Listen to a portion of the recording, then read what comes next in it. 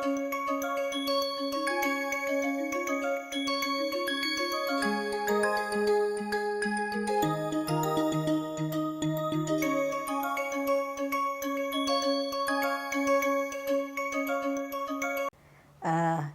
has been great to invite Salil Dhonde. It's been my pleasure and my honor to invite Salil Dhonde to come and record a couple of sessions for the Foundations of Entrepreneurship course. Salil Dhonde is an alumni from IIT Bombay, class of 1980. He has been recognized by IIT Bombay as a distinguished alum. He has played many roles and continues to play them. He's been an entrepreneur, he's worked in large companies and small companies. He's a limited investor in a private equity fund, it's called a LP partner. He has also been, he continues to be on the board as an investor, as a promoter, and also as the chairperson of the board.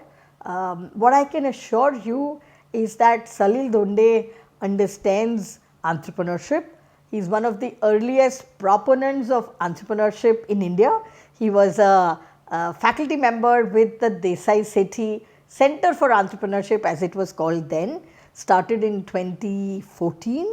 There were very few colleges, universities that even understood that entrepreneurship can be taught, and it was in that time that Salil was taking courses for students at IIT Bombay. He also gave us at the Desai Sethi School of Entrepreneurship the encouragement and the trigger to start this online program. So, with his funding as well as with his inspiration and motivation, we have offered courses across platforms, and this one is on the NPTEL Swayam platform, and I am grateful to Salil for doing this. You will hear Salil himself introduce himself in a slightly longer detailed manner, so you will know about the companies that he has run. I know that he has managed companies in tough situations, in turnaround situations, in growth situations, really small companies scaling up, large companies. He was a senior vice president with the NASDAQ. NASDAQ is America's national stock exchange, or the Bombay Stock Exchange rolled together. NASDAQ is where tech companies do their stock trading. So, Salil used to be the senior vice president at NASDAQ. He now serves on the board of 4 or 5 companies. He is a philanthropist, he is an activist, he takes up several causes, and he is a tech aficionado, meaning he is very interested in technology. I know, and I have heard him take classes on blockchain, and in more recent time he is deeply embedded AI into whatever he does. I am grateful to have him talk in 2 sessions on the Foundations of Entrepreneurship course. You are going to hear him as an entrepreneur, and then you are going to hear him in a different session as an investor. So, we are going to get the benefit of listening to Salil in his own journey as an entrepreneur and in his journey as an investor. Without further ado, I present to you Salil Dhonde. Hello, my name is Salil Dhonde. I am a graduate of IIT Bombay. I graduated in 1980 with my Bachelor of Technology degree from IIT Bombay in Mechanical Engineering, and I used to live in Hostel 8. I finished my graduation and then I received a scholarship to pursue my master's degree in robotics and control systems from Clemson University in Clemson, South Carolina in USA, where I went. I finished my master's in December of 1981, and then I immediately began leveraging my studies and my desire in my professional life. I'm here to talk to you today about what it entails to be an entrepreneur. And I want to begin by sharing with you my journey that encompasses me working as an employee, as a manager, as an executive, then as a founder, then as a turnaround expert, then a CEO of small and large companies, then moving on to being an investor, and now currently as the executive chairman of the board of several different companies. So after I came to the US, I immediately began to understand myself that I wanted to run my own company. It was one thing to work for someone, but the bigger pleasure was in creating something, launching a business, and making it successful.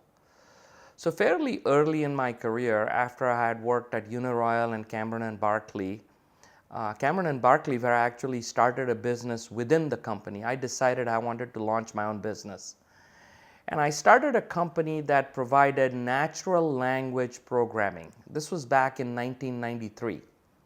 Now, before the word AI, artificial intelligence, machine learning, and the like were in vogue, my company invented natural language processing.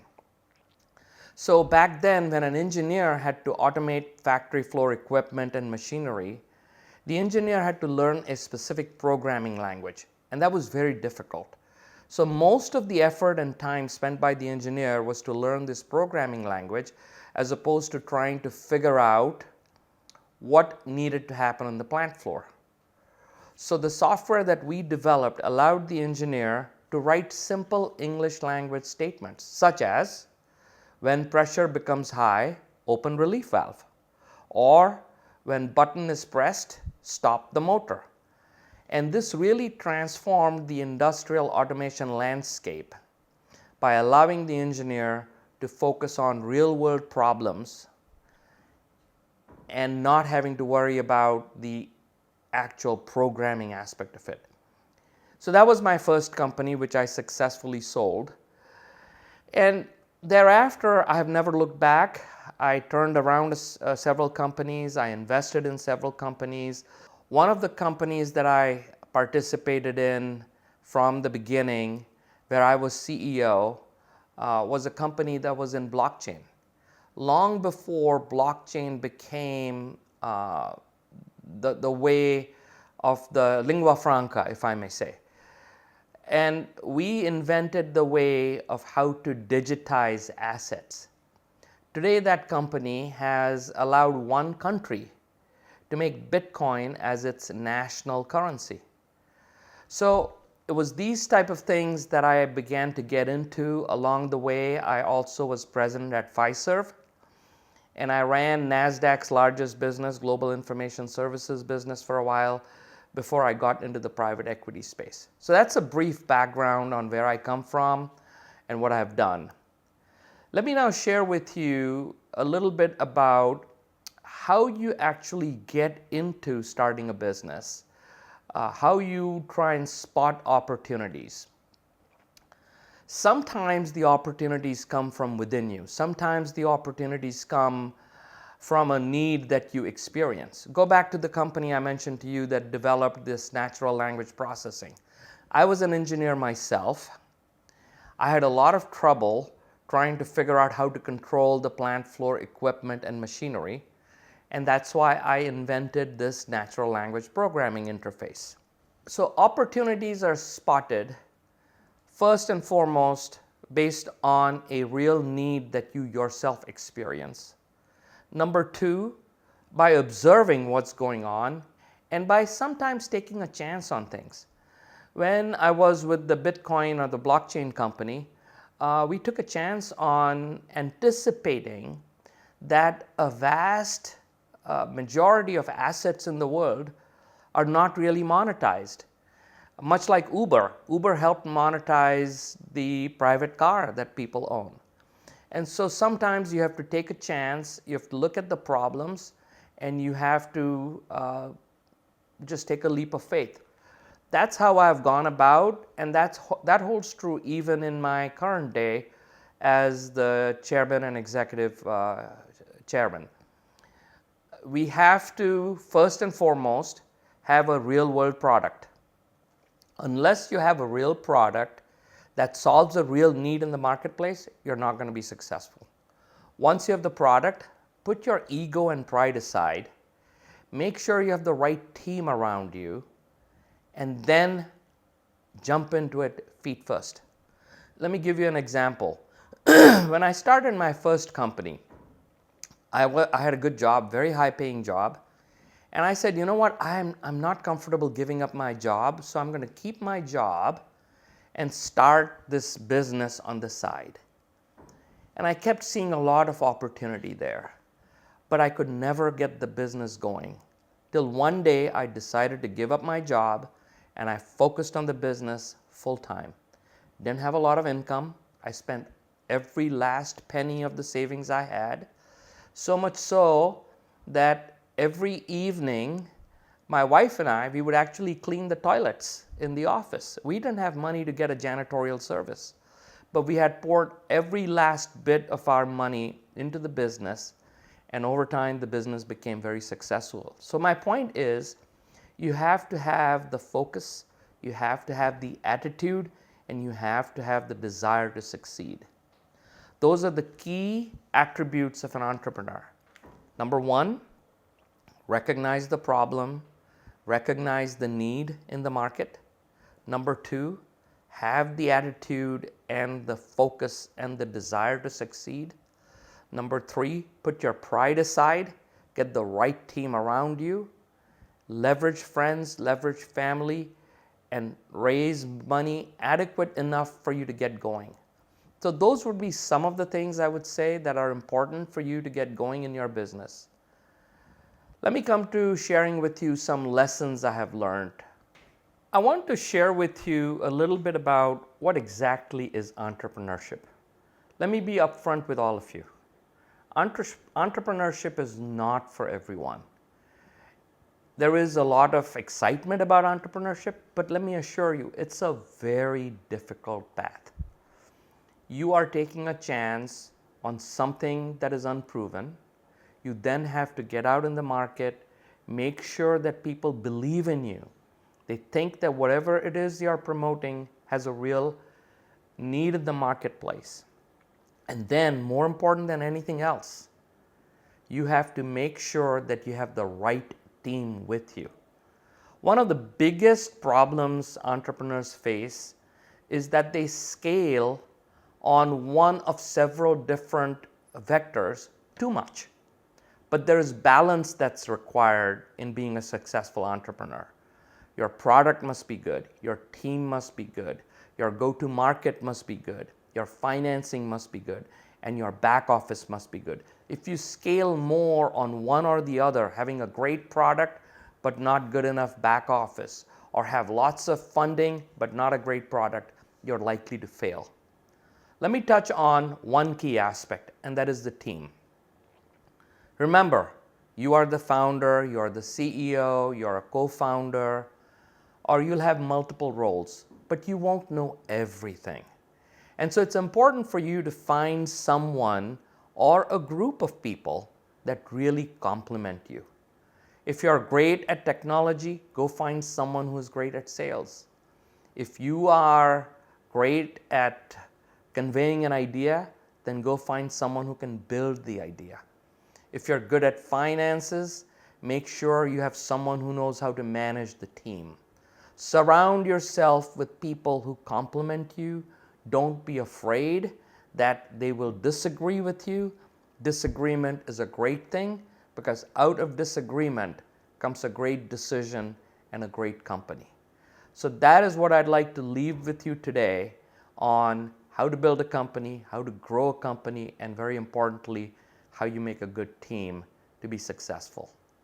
Thank you, Salil, for the crisp description of what it entails to be an entrepreneur. I'm really grateful to you for doing this with your own journey. It is very difficult for a professor like me, who has never been an entrepreneur myself, but I believe I'm extremely entrepreneurial, to talk about what it entails to be an entrepreneur, because some of these concepts are not really theoretical. They are very practical, they are real life, and so I appreciate Salil taking out the time, and even in that little one day that he was in Bombay on a personal visit to come to IIT and shoot a couple of videos for my NPTEL Swayam learners. So, I am going to take from where Salil left off and describe to all of you what it entails to be an entrepreneur. And don't be worried of this, you will not be doing all of these things that we are saying at the same time. And इन सब के लिए सब चीज़ों की आपकी जानकारी रखनी ज़रूरी नहीं है. Some things your co-founders will do, some things maybe your CFO or your Chief Technology Officer will do, but please bear in mind that the founding team or the co-founders of a startup need to have all of these activities that they need to do. So, I am not talking about the qualities of an entrepreneur, we will come to that at a slightly different stage, but right now I am talking to you about what it entails to be an entrepreneur, क्या क्या करना पड़ता है if you are going to have your own company or your own startup. So, let us start what all it entails. So, let us start. The first thing it entails is to set the vision, to set the purpose and the goal for the company. And you know, it is very important. One of the things that a lot of research on entrepreneurs has told us is that employees in any company do not work only for the money. Of course, we work for money, we need to feed our families, we need to feed ourselves, and we need to have, you know, money for a rainy day, all of that. But we come to a company or a entrepreneurial venture because हमारा दिल उसमें होता है. We are somehow connected with the vision of the company. So, for example, if there is a company, I am talking about myself now. For example, if there is a company that is doing work regarding healthcare for senior citizens, especially emotional healthcare for senior citizens, I would work there for free because it connects with what I want to do in life. So, what you as a startup founder need to do is set up the vision and the purpose of the company in such a way that people want to come along and work with you. It does not have to be a social cause, it can be a technology one. I want to be the foremost in technology provision or providing technology to small and medium enterprises in India. That is a wonderful goal to have. You as a company want to make sure those millions of small and medium enterprises, including the kirana shops and whoever else you want to reach to, are able to use technology and make their companies more efficient. That is a cause. That is a fabulous cause to work for, and people will join you in this vision. So, one of the first things startup founders need to do is to set vision or purpose or goal. A vision is slightly more long term, but I am happy to use the word purpose and goal. It is why you come into work every day. That is the vision of the startup that you will create, and you, your co-founders and your employees will come and work happily, energetically, enthusiastically, because they have bought into the vision of the company. Yeah, that is amongst the first things that startup founders need to do. They also have to be creative problem solvers, because what we have done or what we will do at the start of our entrepreneurship journey is to identify a problem to solve. You will keep hearing me throughout this entire course about solving the loneliness problem of senior citizens. It is just something which is dear to my heart. I also talk about many other examples, but for me solving that problem in a creative manner, yeah, is what will bring me joy, is what will make people who want to work with me come and work for me. But more importantly for you, you have to be creative, because you do not have all the money needed. If all of us had tons of money, we do not have to be creative in our problem solving. We can solve our problem, take a lot of money, take a lot of time, consume all kinds of resources, but we are entrepreneurs. You are going to be a startup founder, or even if you are working in a large company, nobody is giving you tons of resources to go and consume, and therefore we have to be creative such that the problem is good in its solution that it offers to its customers, but is also creative in how it takes the least amount of resources and therefore can be sustainable over a long period of time. Delivering value and customer satisfaction, you will hear this through an entire module, meaning multiple lessons, maybe 6 or 7 sessions on customer value, what delivers customer value, what do customers get satisfied by, which is different from valuation, which is what companies get valued by.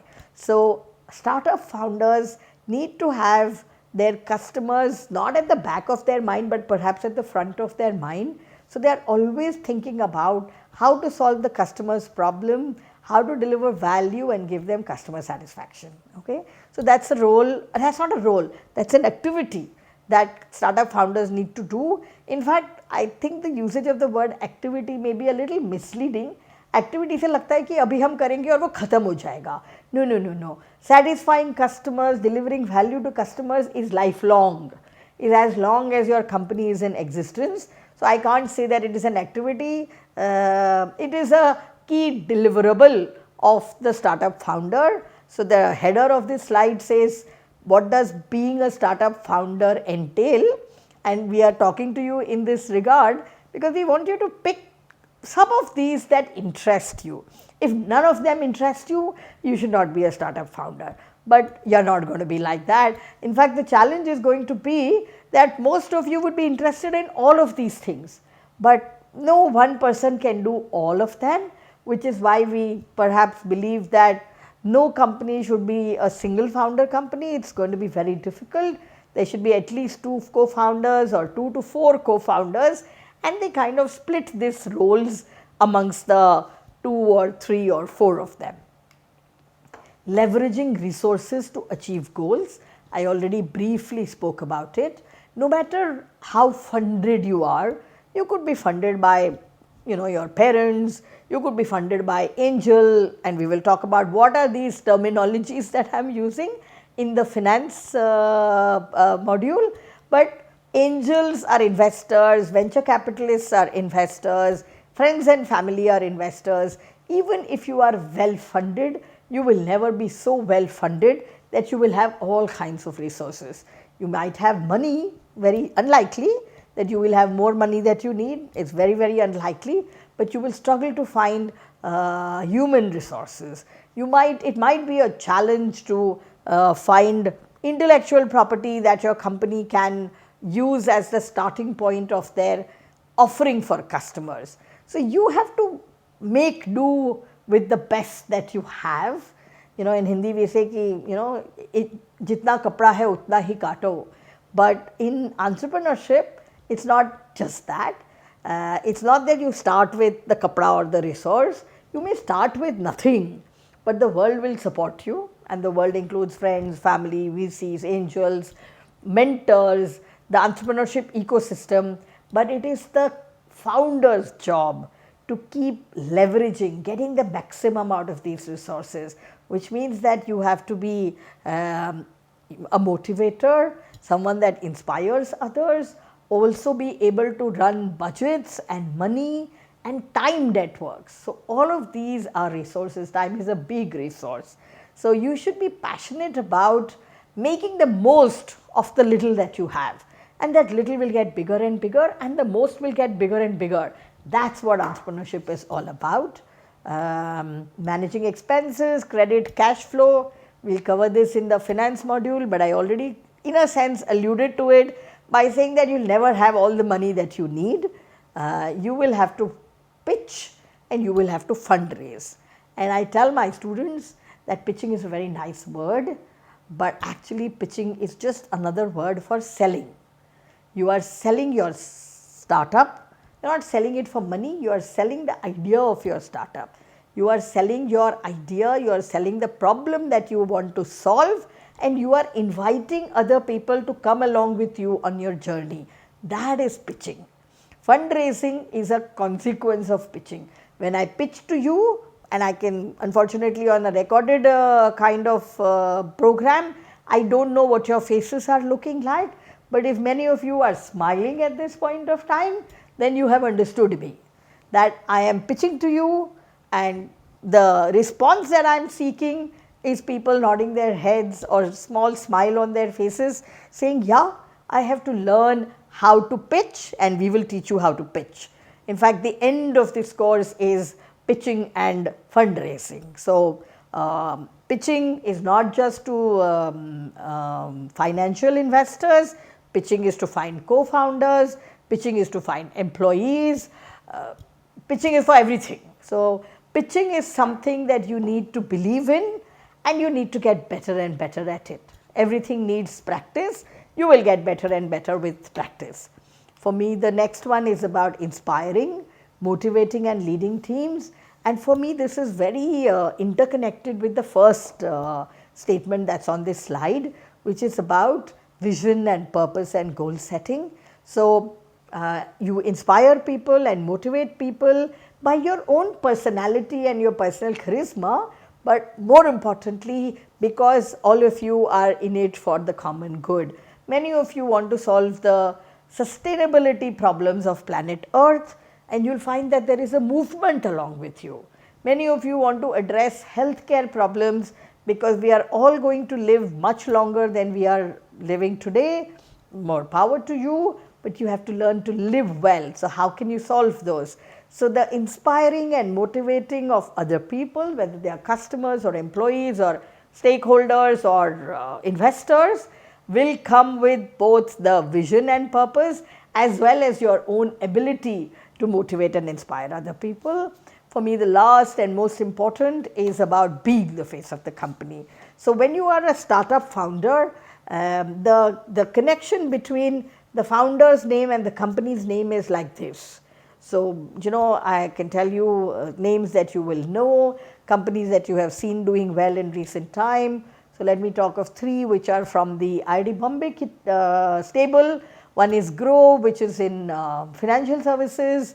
The other is IdeaForge, which is in defense technology, and Atomberg, which is in consumer business, which makes electronic appliances, ceiling fans, and now some mixers and other electronic appliances.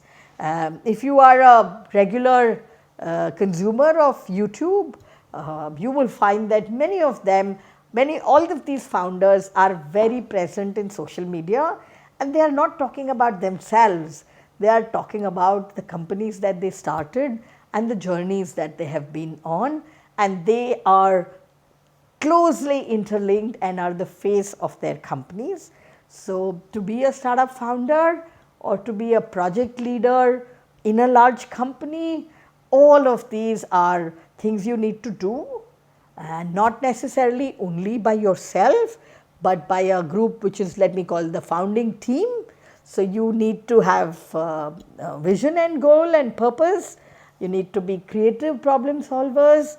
You need to be obsessed with customers, always wanting to solve customer problems and deliver customer value.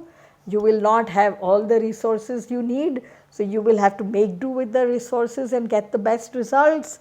You will have to keep pitching. You will have to fundraise, you have to inspire, motivate and lead others, and you are the face of the company or the project that you lead.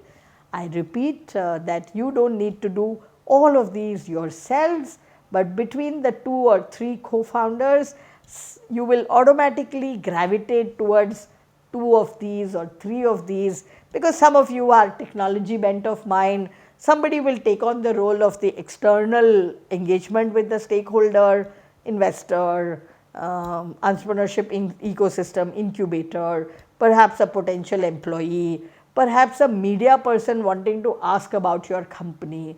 There will be someone who will be the chief people officer, who will be responsible for finding the right fit of people. So, all I am trying to say is, I am hoping that many of these are interesting to you, and even if 1 or 2 of these are interesting to you, you should start on this journey of entrepreneurship with us on the foundations of entrepreneurship, and you will build the other skills and the mindset as you go along. Thanks to Salil Donde for talking to us about what it takes to be an entrepreneur, and mine is just a summary. So, I am doing this more conceptually. Salil did it from his real life example, but this is what it entails to be a startup founder. Thank you.